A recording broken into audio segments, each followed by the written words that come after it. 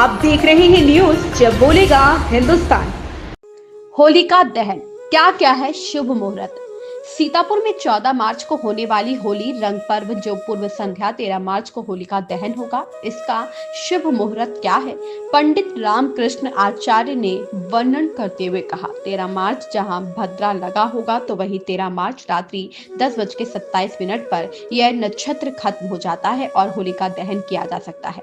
पंडित रामकृष्ण आचार्य ने यह भी कहा कि होली पर सभी सनातन प्रेमी धूमधाम से मनाई, किंतु कुछ रंगों से परहेज करें जिससे उनके शरीर को कोई नुकसान न पहुंचे। पंडित रामकृष्ण आचार्य विस्तार पूर्वक होलिका दहन और होलिका पर्व को लेकर कथा सुनाते हुए कहा कि हिरण्यकश्यप नाम का एक राजा हुआ करता था जिसकी बहन का नाम होलिका था और वह ब्रह्मा जी से वरदान पाया हुआ था कि उसे अग्नि कोई नुकसान नहीं पहुंचा सकती, किंतु इसके साथ यह भी था कि वह मानव कल्याण के लिए ही किया जा सकता है।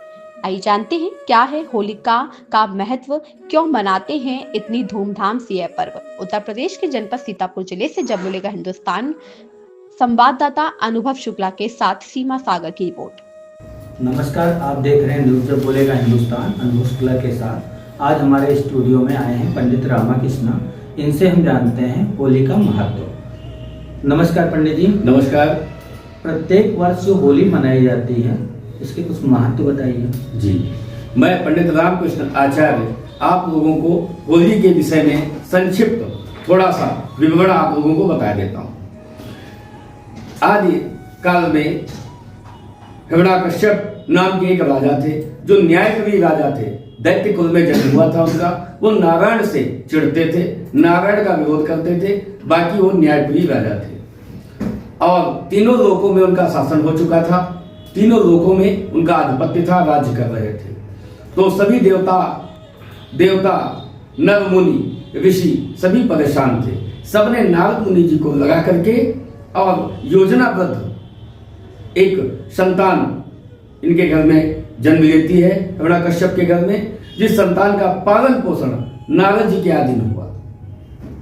तो वो संतान नारायण भक्त था और हर बात में वो नारायण का ही नाम लिया करता था। ये हिरण्यकश्यप को गवारा नहीं गया तो हिरण्यकश्यप ने अपनी बहन से कहा, और उनकी बहन जो होलिका थी, उनका नाम था होलिका, उनको ब्रह्मा जी से वरदान प्राप्त था कि अग्नि आपका कुछ नहीं बिगाड़ सकती। आप अग्नि में बैठे चाहे सोए, लेकिन अग्नि आपको जला नहीं सकती। ये उनको वरदान था। तो होलिका ने कहा तो ठीक है, मैं प्रहलाद को लेकर बैठ जाती हूँ, आप लोग जला दीजिए। तो ऐसा ही किया गया। उसी दिन से होली का पर्व मनाया जाता है और वहां पर जो होलिका थी वो जल गई और सत्य की जीत हुई। प्रहलाद सकुशल अग्नि से लौटकर घर आए तो वहां पर ये कहा जाता है जो बुराइयां हैं वो सब नष्ट हो गई, वो जल गई और अच्छाइयां बच गई। इसीलिए कहा जाता है कि सत्य का प्रतीक प्रहलाद जी है। और उसी के बाद में होली का मिलन चालू हुआ। लोग गले मिलते हैं, अमीर गुलाल खेलते हैं। अमीर गुलाल अपने यहाँ सनातन में खुशियों का प्रतीक होता है और गले मिलते हैं। तो यही कहा जाता है जो आज तक हमारा आपका विवाद भी था वो भी समाप्त हो गया। अब आप होली किस दिन मनाएंगे हम लोग? बृहस्पतिवार को शाम को रात्रि में 10:37 पर होलिका का दहन किया जाएगा। नमस्कार, आप देखते रहें न्यूज जब बोलेगा हिंदुस्तान अनुभव शुक्ला के साथ।